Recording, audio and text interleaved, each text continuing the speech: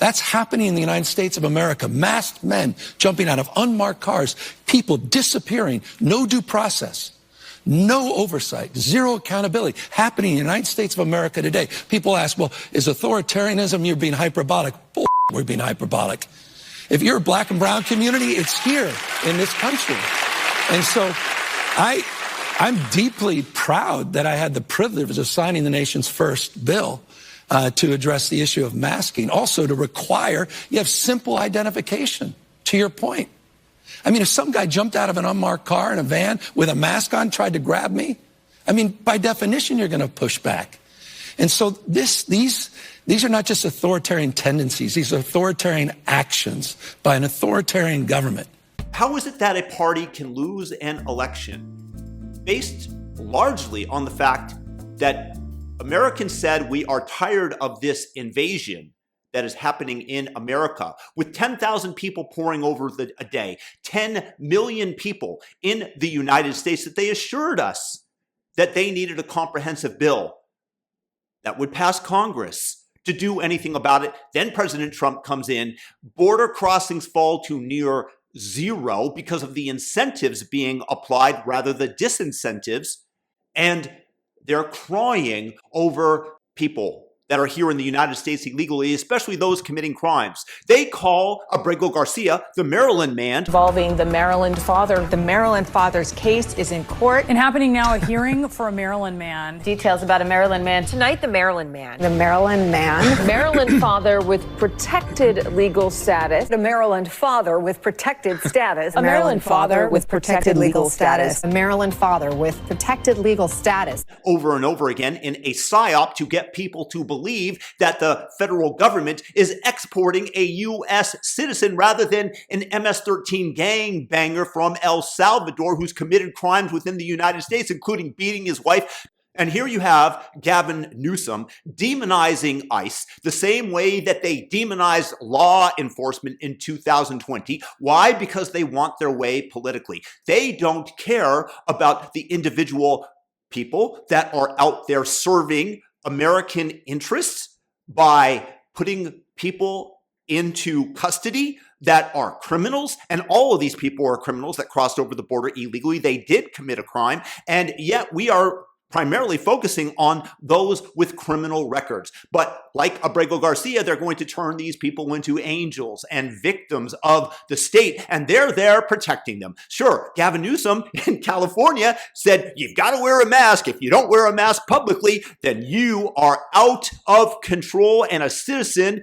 that deserves to be thrown into jail. If you're out there paddleboarding hundreds of meters off of the shore, then we're going to send the police boat after you during COVID. And here he is declaring that he passed laws that remove the masks. It's only what suits their political interests, because they want to shame these people, because they want these people to be given amnesty in the future when they come to power so that they have a permanent electoral majority. And unfortunately, these people are committing stochastic terrorism. I don't care who they are on the left. They're continually demonizing. They call everybody a fascist. They call them the Third Reich. Adolf, they're calling Donald Trump on a recurring basis. Do you not think that this is done intentionally when we asked them to tone it down after the first Trump assassination attempt? Do you not think that they don't know what they are doing, and they are trying to create an atmosphere of fear for people that are speaking out against them? This is done intentionally. Again, stochastic terrorism is inciting violence without the direct call to action. When you continually demonize one group of people, then you have people with a few screws loose in their heads that go out and they shoot and target ICE agents from sniper positions that go after Charlie Kirk. These people are absolutely evil. I don't see another way around it. They are the definition of evil. When you continually encourage people to go out and commit violence, then it seeps into their head, and using the illusory truth effect that illusory truth effect is when something is repeated and becomes factual. It's the big lie. Repeat a lie loud enough, long enough, and people start to believe it.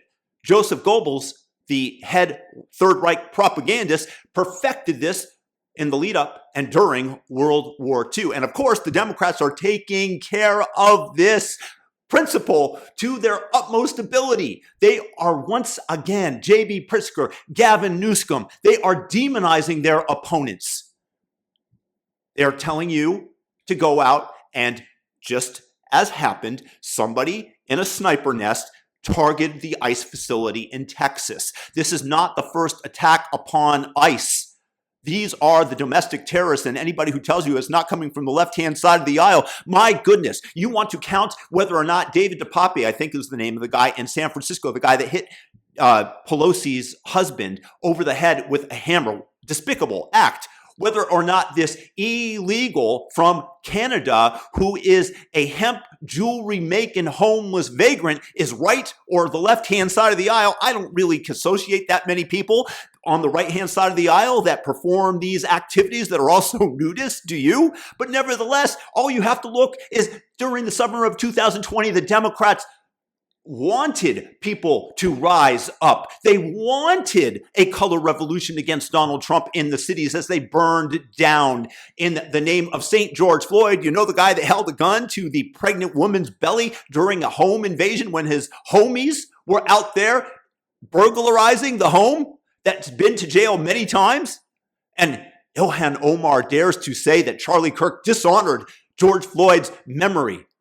Yeah, calling him a scumbag is an accurate term. At what point do you get to call somebody a scumbag? But here, once again, the point being is that Democrats are absolutely engaging in stochastic terrorism, and they should be held accountable by the voters, but they think that people are too stupid to realize it. They think that they own the mind share of the public, that they can get them to do their bidding for them, the dirty deeds that need to be done, and they have plausible deniability because they never actually called for it. No, you just called them fascist over and over again and embedded it into the minds of these sick individuals that go out and commit these horrific acts. So if you're with me, then we have to be able to condemn the Democrats. We have to be able to say, counter, Gavin Newsom is the biggest threat to America ever. He's destroyed his state. Now he's running for federal office. He's going to destroy your way of life. He's doing so intentionally. He's bringing over illegal aliens and committing what essentially is a terrorist activity by trying to get people to go out there and do harm to others. Say, punch him in the face, punch him in the mouth. We need to stand up as Democrats and fight. The same way that they said Donald Trump incited violence by saying we've got to fight for our rights.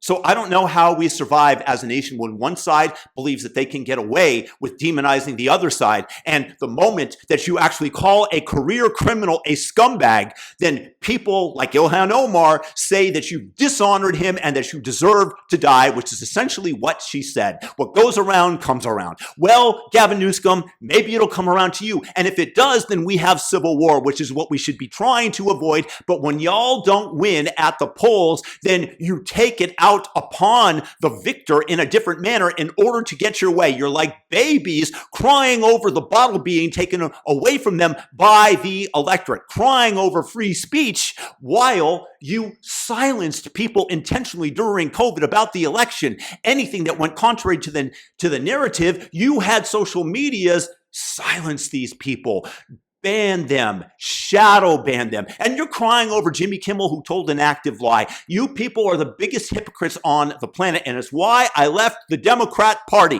I'm tired of it. I want Americans to be able to get along, not for you guys to try to utilize a base of migrants that came over the border illegally to give you permanent electoral majorities in the United States when you give them amnesty, which I assure you, had Kamala Harris been elected, you would have done. This global order that wants to take over and import voters into Europe, into the United States, into Canada and Australia. It's why?